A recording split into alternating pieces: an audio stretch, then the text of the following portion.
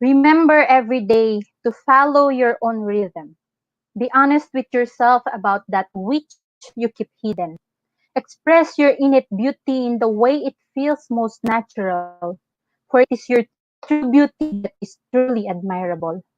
Live a life that aligns with your beliefs, not one that pleases the elites. Do not conform just to conform. Do things because you choose to, for that you will transform. Choice is a gift that we are all given. Embrace that gift and you can live your vision. Find the worth that already exists within you, for no external gain will ever give that to you. You have deep within a special flow. Follow that flow and you will glow. Find your true nature by listening to your heart. Live a life true to yourself and become a living art. Good afternoon, everyone. Thank you for joining. I just shared with you Follow Your Own Rhythm, a poem by Barbara P. So, good afternoon once again, and welcome to Noontime Kapehan, brought to you by Decaf Coffee Republic, our coaching hub and home of certified life coaches here in the Philippines. Noontime Kapehan is our daily coaching conversation, reliving the Kapehan Night by Master Coach A, where she talks about life, love, relationship, money, career, and anything under the sun. So Kapehan Night used to come in live on floor and via FB every day, every Tuesday night until the pandemic happened. So we are bringing Noontime Kapehan for a season only while Brewing Live is taking a quarter break. So let me take also this moment to honor the fellow coaches and entrepreneurs who served for 7 long months and filled the digital space with staff with matters from September 2020 to March 2021. So watch out for return of Brewing Life this coming July. So moving on, for today's episode, I will be sharing with you Unmask to Advance. So embracing your identity and reality. So please do tag your friends and share this video link and invite others to join our conversation. If you are watching this on a replay, kindly comment hashtag replay and do let us send a message if you wish to connect with any points that resonates with you. So the YouTube link where you can find the replay of all the episodes of Noontime Kapehan Night and not Noontime Kapehan is found in the caption of this video. So please do follow and subscribe to the channel so you'll be notified of all the future videos to stuff your digital space with valuable content. So let me just say a greeting to those who are in already. Hello, Joanna. Hello, Coach Colleen. Thank you for joining, Coach Sir Leonard Calles and Coach Maureen, Coach Master Coach Hasmin, Coach Cherry. So thank you for joining me live. So I will be sharing to you the Unmasked Advance. So I will be giving to you how to unmask something that is in you so that your reality, you get to embrace your reality and your true identity. So let me give you a meaning for mask. I'll start with mastery of self.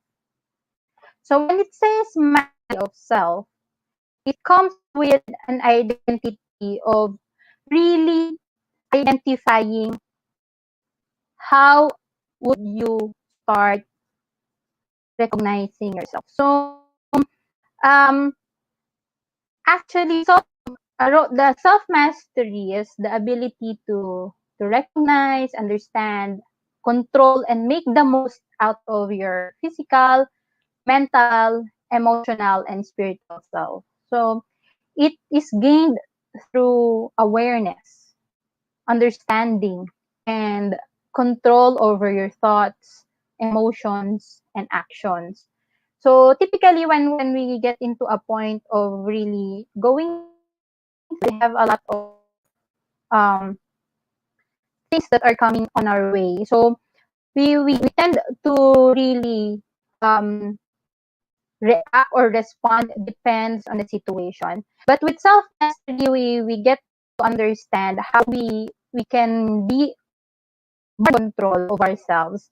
Um, we we have this thought of really going to have your own thoughts, emotion, words, and actions na you can change and transform to make your life better. So this one is leading to have an understanding of how do really we journey to a road of self mastery. So self mastery actually starts or begins with awareness. So self awareness is having an insightful understanding of your personality, values, tendencies, and beliefs. So meron tayong mga moment like for example, we get into a situation. Um, you you want to be in control. So kunwari for parents as to their children, when the parents would want the children to do something that the parents would ask them to do. But like for example, like typically when choosing a course, ayan. So yung mga nag-aaral, ganyan, when they get into a career. So a lot of us would get into a point of um how do we handle yung mga ganitong options that we give our you give that option to 'di ba yung minsan mga bata sinasabi nila yung mga parents pala sinasabi nila kunin mo yung ganitong course, but then we come to a point of yung anak hindi yun yung gusto ko. So when you come into a point of really having that self-awareness and you understand what do you want, ano yung personality mo, yung iba pa nga sinasabi nila, wag kang pumunta diyan kasi wala diyang pera. So, but then you want that. That's something that is very dear to you. For example, music. Other people would really say, wag kang pumunta diyan, walang pera. So, but that's your passion, that's your craft. That's something that really is burning in your heart. So, understanding that self-awareness, meron kang personality, meron kang values, meron kang beliefs that you really have. And like for example, self-awareness na um, for the time being na like for me, yung isa sa very very ano sa akin is um my when I was young, yung ano, I am really fond of painting, but then my parents would say, "You stop doing it because you're not studying anymore and your grades are getting lower." So hindi ko na siya pinursue. But then nung college, nakakatuwa kasi I just really want to share this with you. Nung college, so nagpumili ako ng course. Wala akong mapili na course. So, we just went into a college in Manila. I took computer engineering nung nag-exam ako. Pero dahil ang haba nung pila, then it came to a point, I chose another course. Kasi sabi ko, ang haba ng pila, I have to finish yung enrollment. Kaya pumunta ako sa ibang course. It turned out na yung course na yun, it has allowed me to get into design engineering, which is something I love pa din. And yun yung maganda kasi yung pag dumarating ka sa point na yung kung ano yung innate sa'yo, when you get into a point of really getting that opportunity to establish it, develop it, you will naturally glow, you will naturally come out. Yung self-awareness could also apply to how we respond when it comes to emotion. There are challenges in life that we encounter ulit-ulit. Tapos, we get into a point of really understanding bakit siya nauulit and how we get into a point of knowing how have we responded, paano tayo nagre-respond in every situation. Sabi nga nila, di ba, ang isang bagay na ulit-ulit dahil merong lesson na ipinapaintindi. So we in every situation that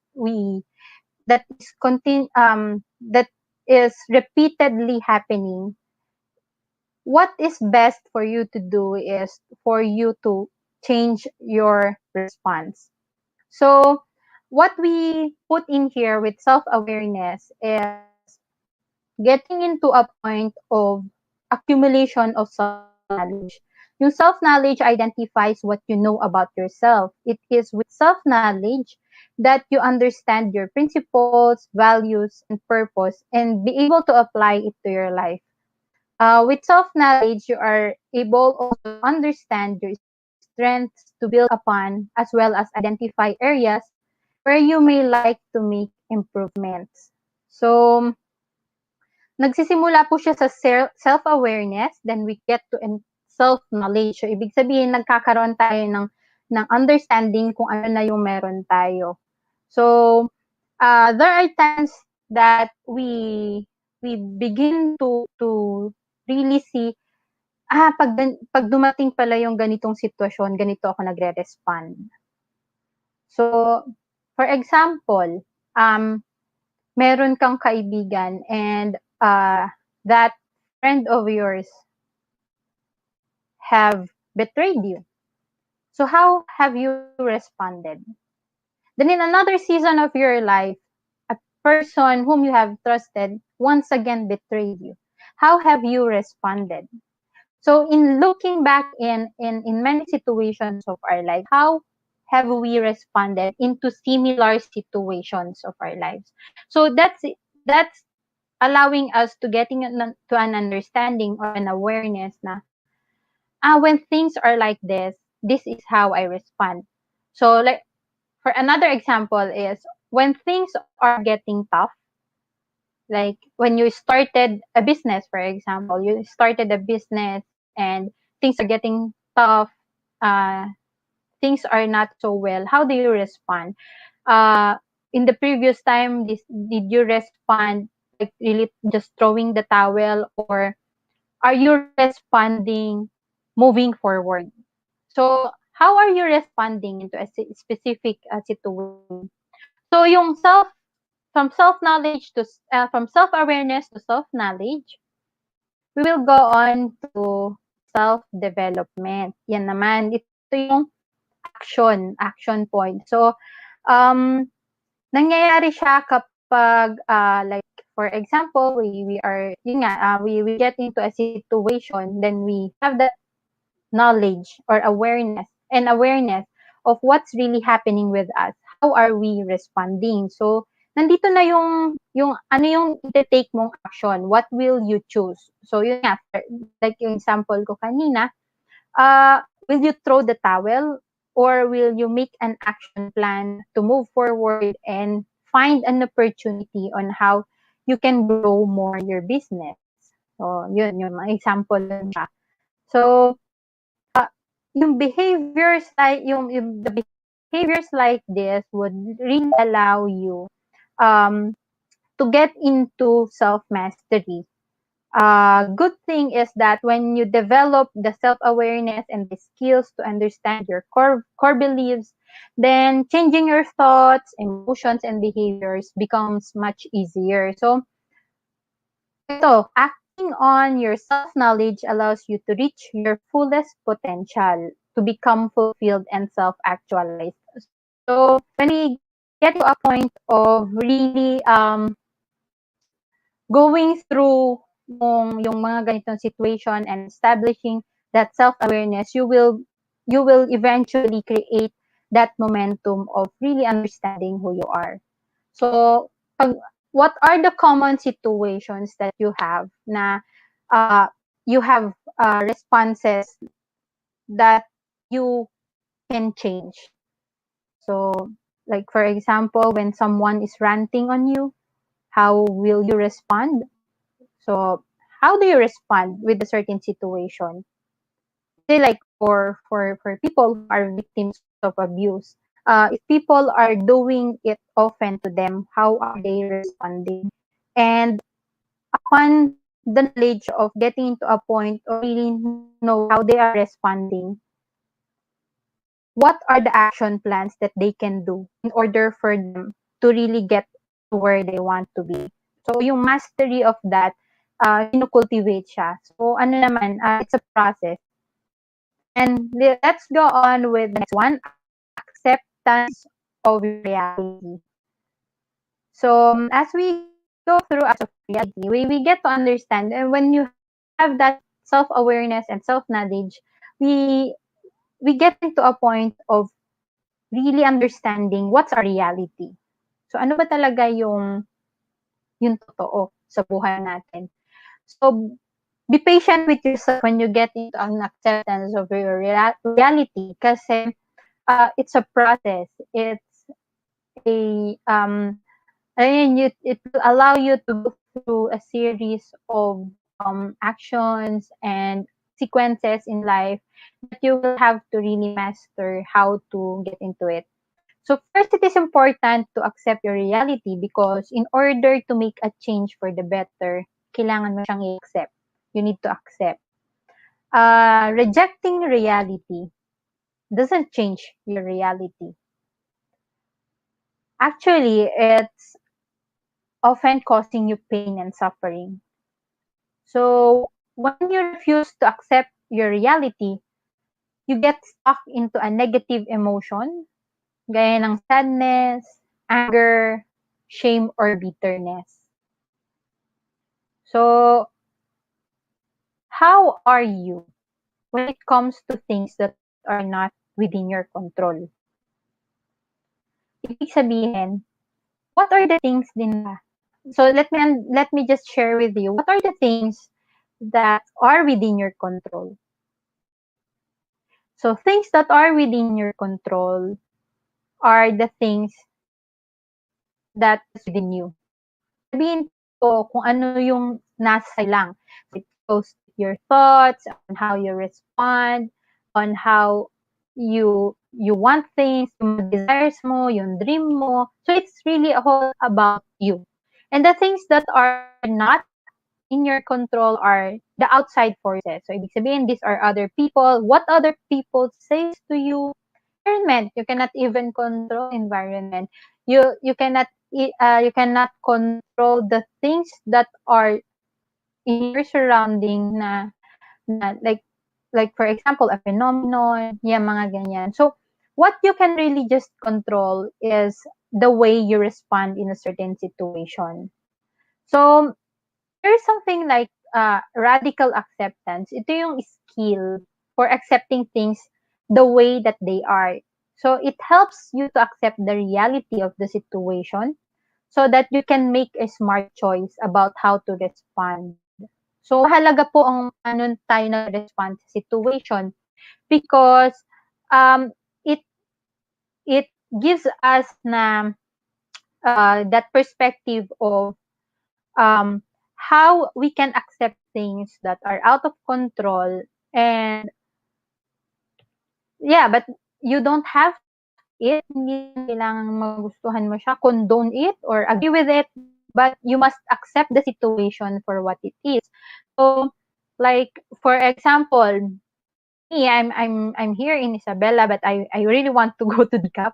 But for the time being that I am here and things are not allowing me yet to get into DCAP, I still have to accept na I'm the current situation. I have to be grateful, but I am looking forward for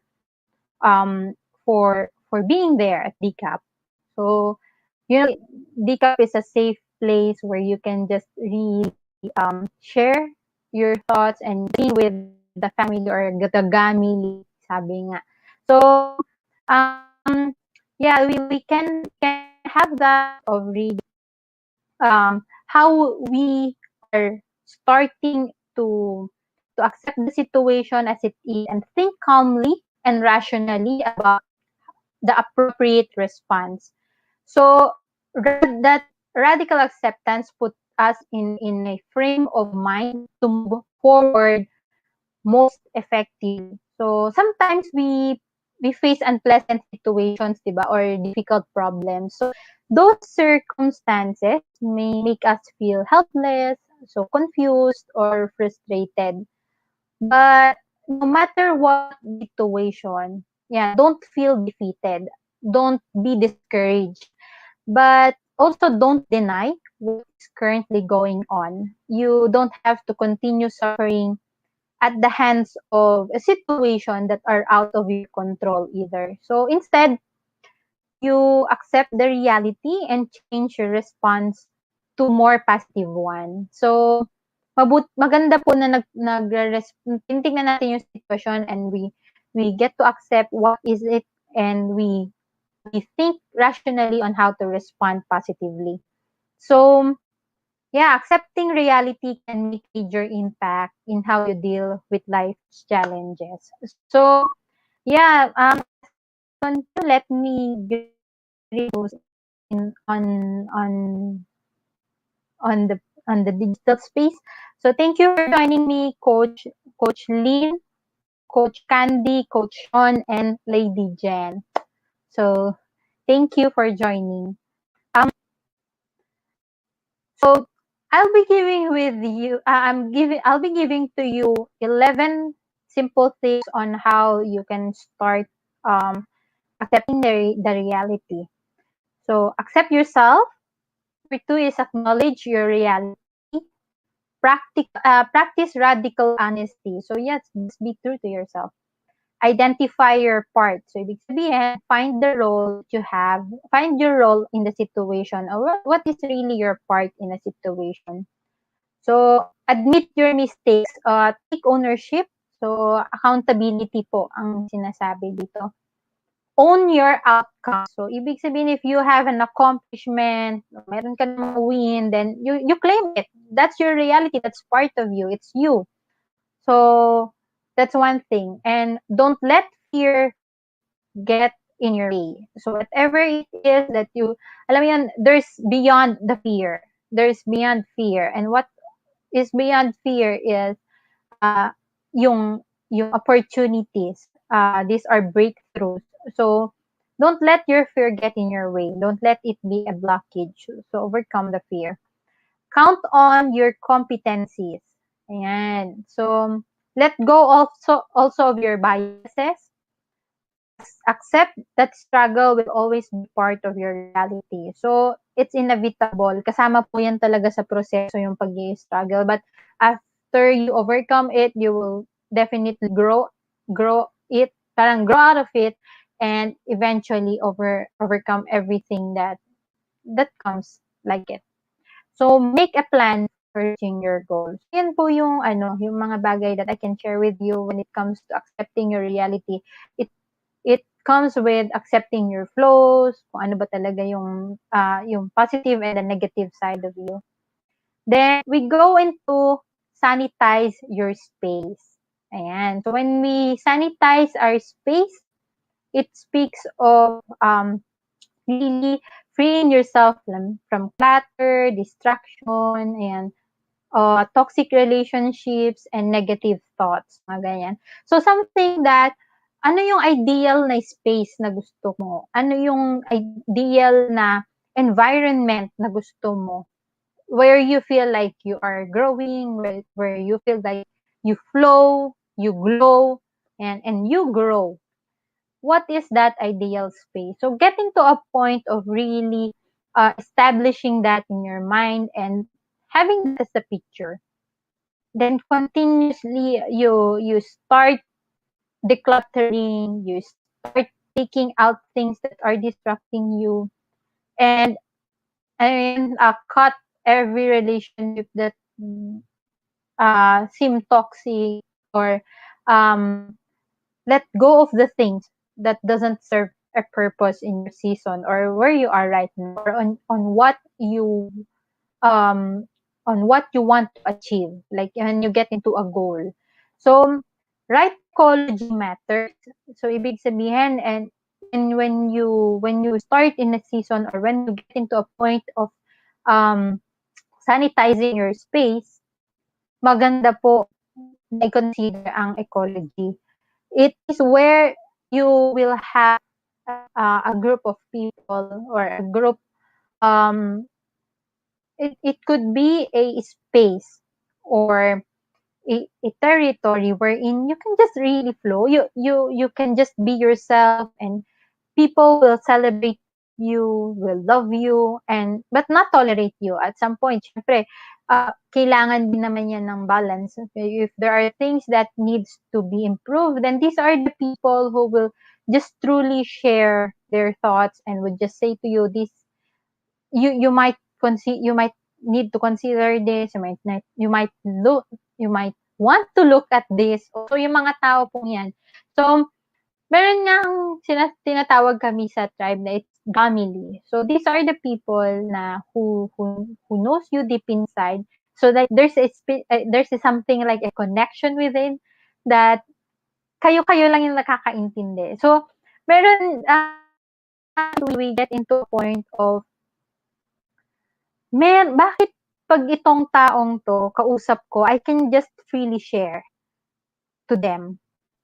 But when I'm getting into a space with other people, seemingly nahihirapan ako mag-share. So there are things like that that we we we we finally we get into a point of really understanding, anong nangyayari? Bakit hindi ako makapag-share? So, um it is good that you have an evaluation of who are the people that are within your space, who are the people who are you are allowing to be in your space. Kasi there might be people who are already putting a lot of toxic things in your life, and you are just tolerating.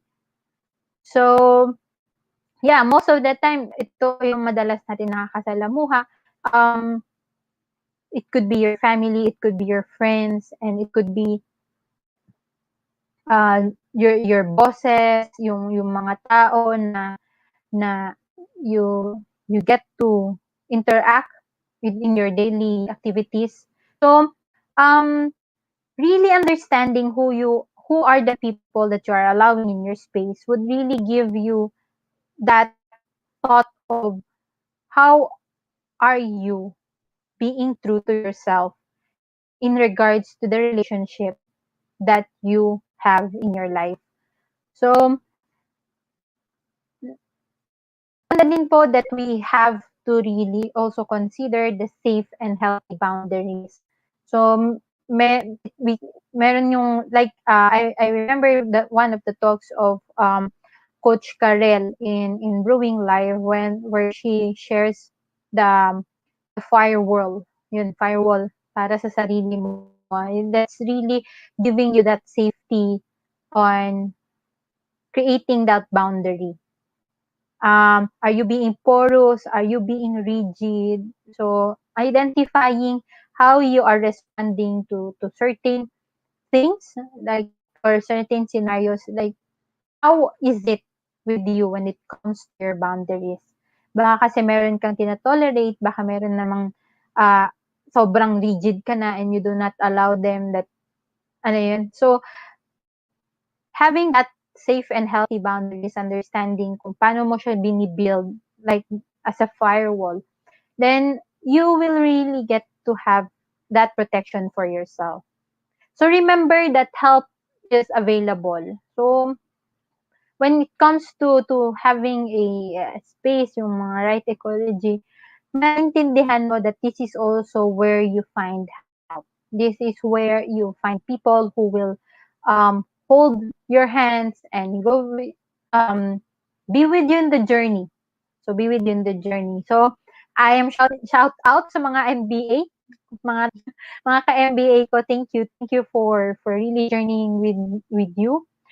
Thank you for allowing me to really just be myself whenever we are together. It's just a wonderful feeling having people that will confirm na hindi ka nag-iisa. You meron kang mga katulad, meron kang mga kamukha ika nga na who are also getting into a journey of continuous growth, of advancement, ng mga global transformers ika nga.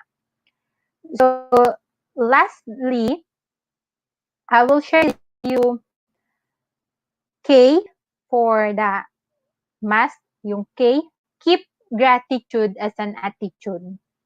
So, having an attitude of gratitude is important because it shifts your focus from yourself and to appreciating someone else or something else. It's an attitude of gratitude. It means making it a conscious habit to express thankfulness and appreciation for every part of your life. So, ano ba yung mga bagay na pinagpapasalamat mo? So, what are the things that you are grateful for? We get into a point of when we wake up every morning, how do we see life? How do we find that gratefulness that we are still living? What's in life that you are so thankful for? Yan. So, some thoughts. You can share on the chat box kung ano yung mga bagay na pinagpapasalamat natin. These are something that we can always go back into and really find an understanding of yung gratitude being in the operation of, or we operate in a place of abundance rather than scarcity. So yun po talaga yun. We really operate in a space of abundance. So gratitude shifts your mindset as well. Gratitude is a thankful appreciation for what you have, not what you don't have. So it's simply really focusing on the blessing. When you express gratitude, you feel more positive and you are more intentional. So, yun, being intentional with everything that you see. Like even the um small details of your life, you get to see it. Kasi when you express gratitude, you really look at finding yung light kumbaga light in the darkness. So what is seemingly unusual, madalas ito yung mga bagay na usual lang, kaya hindi natin napapansin. But then, we are grateful with our lives, with the water that we have, with the things that we have, our bed, our family, every day that you get to interact pa rin with other people, that's something that you can be grateful of. So developing yung attitude of gratitude requires a mindset shift as well to make it a daily habit to be grateful for and to be thankful for everything that you appreciate in life. So gratitude is important because you you appreciate, grows, and increases in your value. So when you practice gratitude, your relationships, yung work mo, your health, and your mind will become more important to you. So, when you get into a point of really having that attitude of being grateful, sabi nga, di ba, be thankful for everything. Kasi it happens for a reason naman. So, again, we are always being reminded that when we pray, we be thankful. When we get into a point of uh, when we ask God, we still are thankful with everything. So being grateful improves your self-confidence then, your self-esteem, and it also enhances your enjoyment of the present. So when you feel grateful daily, you feel more positive when you are present in the moment. So to encapsulate everything, you can really unmask yourself in order for you to advance through mastery of self, acceptance of your reality, sanitizing your space, and keep gratitude as an attitude. So I would like to just to everyone who is watching right now, this is something that I really want to declare with you, because as you are being grateful, as you are being blessed in your life, I would just really want to share this with you, that you are blessed in the city, you are blessed in the country, you are blessed coming in and going out. You are the lender and not the borrower. You are always on top and never the bottom. You are the head and not the tail.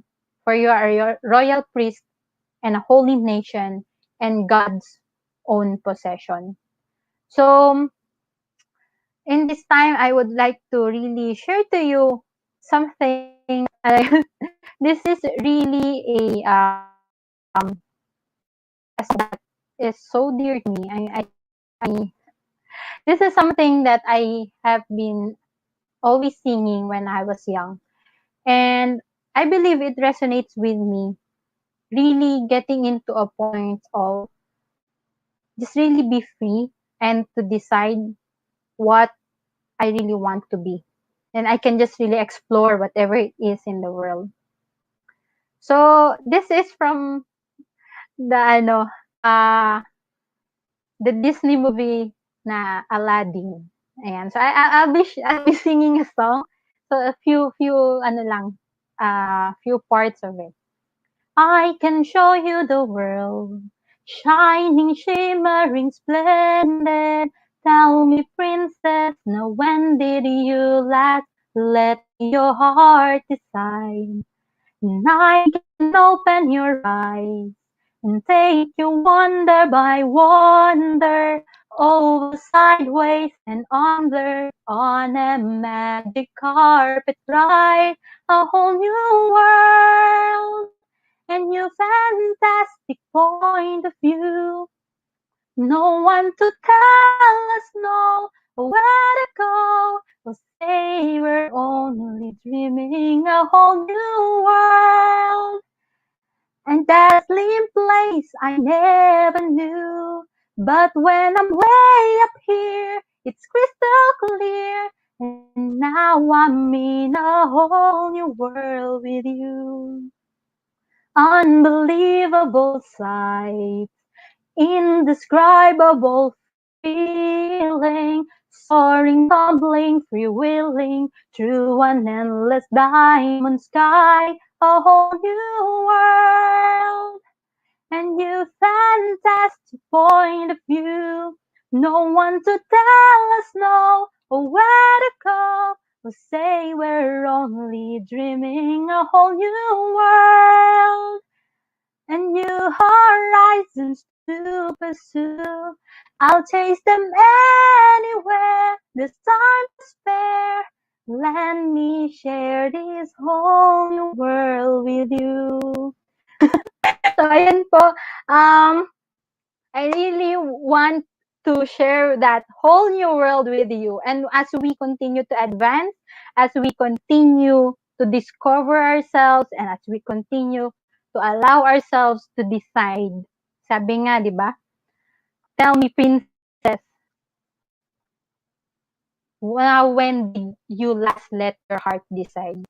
So as we get into a point of really allowing ourselves to decide who we are, accepting the reality of what we have in life and how we are designed by God, this is something that I would like to share with you.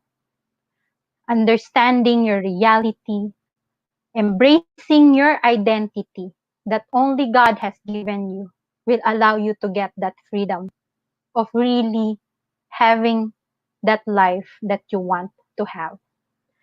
So thank you everyone for joining. I hope you were able to get something, or just really having an insight on how to unmask by mastering yourself, by accepting your realities or sanitizing yourself and keeping gratitude as your attitude to advance in whatever season you have in life.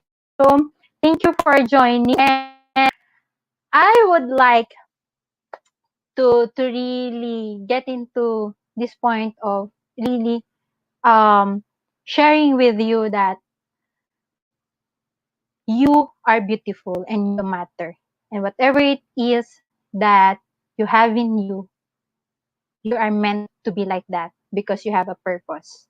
And only through God that you are able to discover the many beautiful and wonderful things that is in store for you. So thank you for joining me today. And as I close, I invite you to be back tomorrow, same time and same digital space for Coach Cherry. So our coach sister from for her topic, ang kagitingan ni Rizal. O yan, di ba? Matapang. So, see you tomorrow. Love bomb boom. Love bomb boom. Love bomb boom. Bye-bye.